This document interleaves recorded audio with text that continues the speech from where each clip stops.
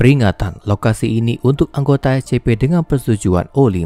Akses di luar poin ini bagi mereka yang memiliki keamanan standar tingkat 4 dilarang dan dapat mengakibatkan pemusnahan dari organisasi. Tamu tidak sah yang selamat dari agen pembunuh memetik ditahan dan interogasi oleh agen memetik yang menuntut kebenaran. Dr. Hammond Wright terbiasa dengan protokol keamanan yang tinggi. Dia telah bekerja dengan organisasi SCP selama beberapa tahun dan telah menangani spesimen yang menakutkan dan berharga. Tapi ada sesuatu yang berbeda tentang lokasi ini. Keamanannya lebih ketat daripada yang pernah dia lihat, dan semuanya tampak agak berlebihan untuk apa yang tampak seperti gudang penggilingan di Alexandria, Mesir. Jalan itu tampak normal, dikelilingi oleh bisnis yang menjual makanan dan pakaian, dan tidak ada penduduk setempat yang melihatnya lebih teliti. Tapi, begitu dia diizinkan untuk akses dan memasuki gudang, itu adalah cerita yang sangat berbeda. Dia melihat ke layar pengujian bahaya kognitif yang dirancang untuk menyebabkan kerusakan psikis pada siapapun yang belum diinokulasi oleh organisasi dan memasuki bunker besar. Senjata otomatis berjejer di dinding. Dia bisa melihat garis pintu jebakan di bawahnya, dan dia cukup yakin seluruh tempat itu akan diledakkan jika serangan besar-besar menghantam. Organisasi tidak mengambil resiko dengan apapun yang mereka temukan di Mesir. Apa yang bisa mereka simpan di sana? Saat Dr. Wright berjalan melalui terowongan panjang menuju tangga, dia bisa melihat serangkaian aturan yang ditandai di dinding. Tidak ada api yang diizinkan dalam SCP-4001.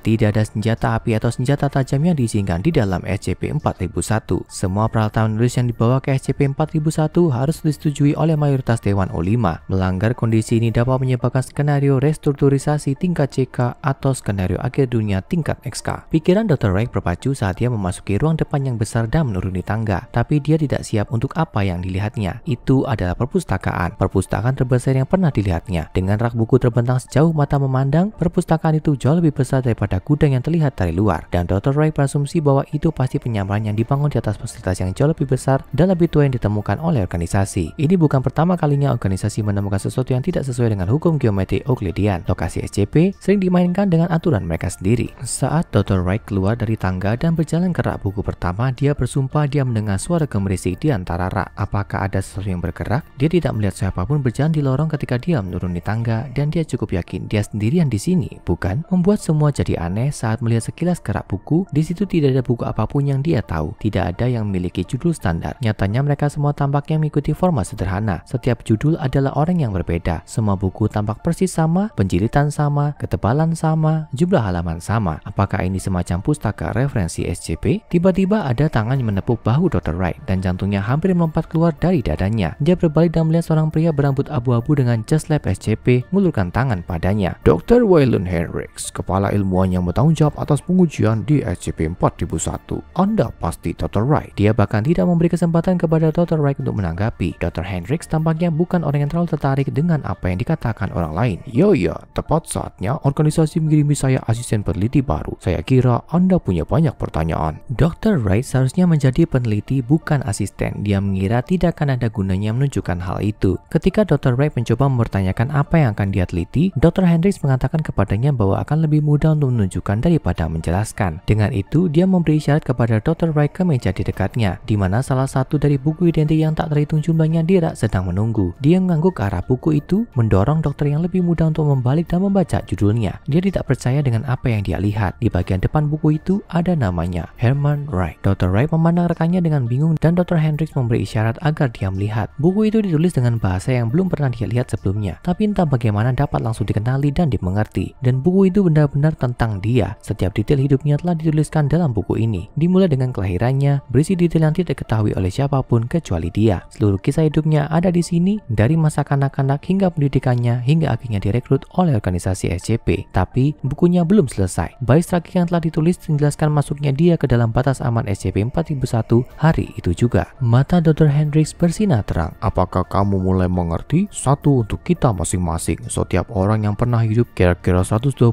miliar orang sejak kebangkitan manusia. Hidup mereka semua tertulis dalam buku-buku ini. Setiap kali seseorang lahir, bukunya muncul di perpustakaan ini, dan cerita mereka akan ditulis sesuai kejadiannya. Organisasi telah memantau lokasi ini sejak tahun 1800-an, tapi telah beroperasi lebih lama dari itu sejak awal sejarah yang tercatat. Dr. Hendricks memberikan buku lain kepada Dr. Wright. Buku itu hanya berjudul Pemburu, dan itu mencatat kehidupan seorang pria prasejarah yang menghabiskan hari-harinya mencari hewan liar. Dia hidup 23 tahun yang penuh kekerasan dan menonton sebelum ceritanya tiba-tiba berakhir ketika harimau gigi sabar memutuskan bahwa dia tertarik pada mamut yang sama yang dia buru. Ini pasti salah satu buku tertua di perpustakaan. Satu buku untuk setiap orang di bumi. Dr. Dr. Wright hanya bisa membayangkan seperti apa skala perpustakaan yang sangat besar ini. Dr. Hendricks menjelaskan bahwa memetakan perpustakaan merupakan tantangan besar sebelum membuat peta dari sakunya dan meletakkannya di atas meja. Anda berada di pangkalan. Disinilah kelahiran baru dihasilkan Dirac bersama dengan buku-buku yang berkaitan dengan manusia pertama. Jika Anda ingin melacak buku-buku tertentu, Anda perlu tahu kemana tujuan Anda. Kami telah mendirikan kamp pangkalan di sekitar perpustakaan untuk menandai era signifikan dalam sejarah manusia dengan buku-buku terkenal. Di setiap camp, Anda akan menemukan generator, persediaan, dan suara untuk menerangi jalan Anda. Jika Anda kembali cukup jauh, Anda bisa berpergian selama berhari-hari atau bahkan berminggu-minggu. Dr. Wright terpesona oleh lokasi aneh ini yang berisi pengalaman manusia di dalam dindingnya yang meluas secara masif. Tapi ada satu hal yang tidak bisa dia pahami. Mengapa lokasi yang tampaknya tidak berbahaya ini menampilkan buku-buku yang terus berubah-ubah menjadi SCP yang paling dijaga ketat yang pernah dia temui? Dr. Hendricks tahu dia mengacu pada aturan ekstensif yang dia lihat saat dia masuk. Dokter yang lebih tua itu merogoh sakunya dan berkata, "Anggap saja di sekitar sini, penanya lebih kuat dari pedang." Dia menekan pena ke tangan Dr. Wright dan membuka halaman belakang bukunya. Itu kosong. Sisa ceritanya menunggu untuk ditulis. "Apa yang selalu Anda inginkan dalam hidup Anda, Dr. Wright? Pikirkan secara harfiah. Mengapa tidak masukkannya ke dalam buku Anda atau menghapus sesuatu yang selalu ingin dihilangkan?" Perlahan Dr. Wright mengingat kembali masa remajanya dan mengingat cedera yang diteritanya dalam penjamretan yang merusak kakinya dan membuatnya pincang. Dia dengan gugup menggunakan pena untuk menuliskan kata-kata dan kalimat yang menggambarkan peristiwa tersebut. Setelah beberapa detik, dia merasakan sakit kepala dan mimisan ringan. Setelah itu lemas dan rasa sakit akibat lukanya hilang dan dia tidak bisa lagi mengingat kejadian tersebut. "Kamu lihat, Wright, itulah rahasia SCP-4001, kata Dr. Hendricks dengan sinar gila di matanya. "Perpustakaan ini tidak hanya membiarkan kita membaca sejarah umat manusia, tapi juga memungkinkan kita menulisnya. Itulah mengapa Anda di sini, untuk menguji batas kekuatan ini dan melihat apa yang dapat dilakukan perpustakaan ini untuk organisasi." Dr. Hendricks segera memberikan kepada Dr. Wright cuplikan dari beberapa dari banyak tes yang dilakukan di perpustakaan, dan apa yang dilihat Dr. Wright membuatnya kagum. Buku-buku itu bisa menulis ulang hukum alam dengan kecepatan yang luar biasa, seperti yang diketahui oleh beberapa anggota tingkat D yang malang. D0546, seorang tahanan bermuka masam berusia 30-an, dibawa ke sebuah ruangan dengan kepala penuh rambut. Anggota tingkat D diperintahkan untuk menuliskan rambut rontok ke dalam bukunya, dan dia segera mulai menggaruk kepalanya saat dia dengan cepat mulai merontokkan rambut. Setelah kurang dari 2 menit, pria itu benar-benar botak. D0567, seorang wanita muda yang terluka parah ketika diserang oleh SCP yang melarikan diri, terbaring di tempat tidur dan tidak akan pernah bisa berjalan lagi, menurut semua dokter organisasi. Saat anggota tingkat D menggunakan pena untuk mencoret-coret garis dalam bukunya yang menggambarkan cederanya, Dr. Wright memperhatikan saat dia mengalami mimisan ringan dan kemudian duduk, bangun dari tempat tidur, seolah-olah dia tidak pernah terluka dan tidak lagi ingat diserang.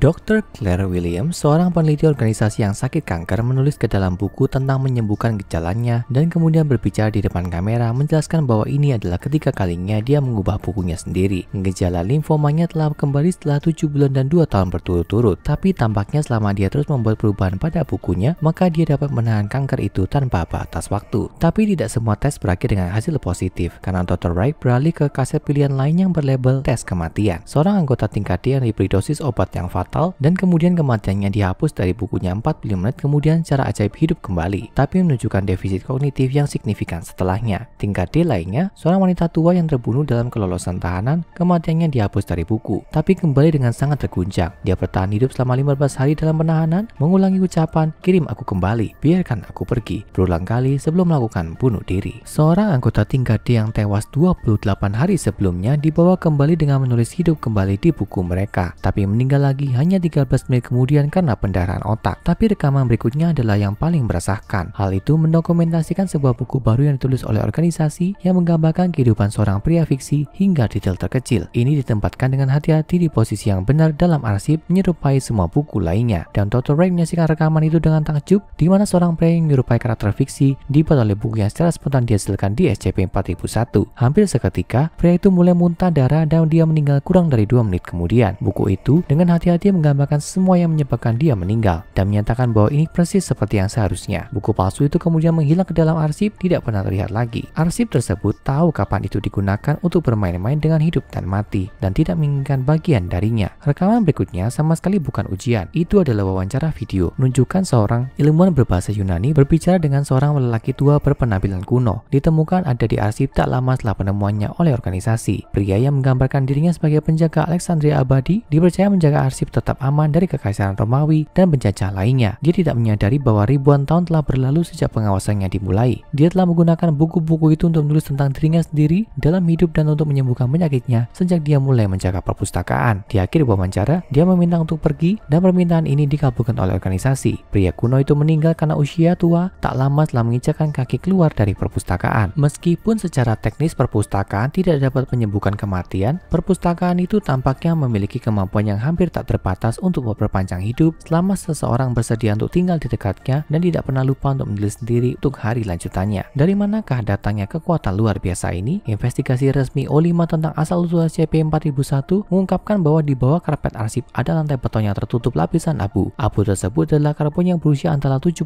dan 80 ribu tahun. Dan analisis lebih lanjut mengungkapkan bahwa abu tersebut kemungkinan merupakan sisa-sisa kayu dan kertas yang terbakar. Meskipun tidak ada catatan yang diketahui dalam arsip itu sendiri tentang kebakaran besar yang terjadi di sana. Dr. Wright tidak punya banyak waktu untuk memikirkan kekuatan besar kehidupan dari perpustakaan karena dia tiba-tiba tergugah dari pikirannya oleh suara alarm. Apakah perpustakaan itu dibobol? Tidak, itu adalah pejabat organisasi, dipimpin oleh seseorang yang dikenal sebagai Dr. Lincoln Abrams, orang yang menugaskannya untuk proyek ini, dan dia tidak terlihat senang. Dia menjelaskan bahwa dia tahu apa yang telah dilakukan oleh Dr. Waylon Hendricks, menulis di buku, mengubah kehidupan bawahannya dalam upaya untuk berperan sebagai Tuhan. Dia tahu tentang segalanya, tentu saja karena dia telah membaca buku Dr. Hendricks sendiri. Dia tahu semua rahasia dokter. Dia tahu segalanya. Tidak, saya hampir selesai, Dr. Abrams. Saya tahu saya bisa memecahkan aturan arsip. Ada cara untuk melakukan kematian di sini. Aku bisa merasakannya. Dr. Abrams selesai mendengarkan dan dengan lambaian tangannya, keamanan organisasi menahan Dr. Hendricks untuk ditanyai dan kemungkinan diturunkan pangkatnya. Dr. Abrams kemudian mengalihkan perhatiannya ke peneliti muda yang baru. Dr. Wright, hari pertama yang penting. Saya rasa saya akan segera menunjuk ilmuwan utama yang baru, tapi hingga saat itu jangan rubah apapun. Ingat, arsip menulis cerita kita saat kita bicara. Dia sangat tidak senang dengan Dr. Hendricks. Pastikan cerita Anda menjadi lebih baik. Dan dengan itu, Dr. Abrams dan tim keamanannya pergi, meninggalkan Dr. Hammond Wright sendirian dalam arsip Alexandria abadi yang tak ada habisnya, bertanya-tanya apa yang akan ditulis dalam buku besarnya sendiri, karena suara buku baru bermunculan memenuhi udara dengan gemerisik yang tidak menyenangkan. Untuk informasi lebih lanjut tentang lokasi aneh yang melawan hukum alam, tonton SCP-3008 terperangkap di IKEA atau tonton video ini.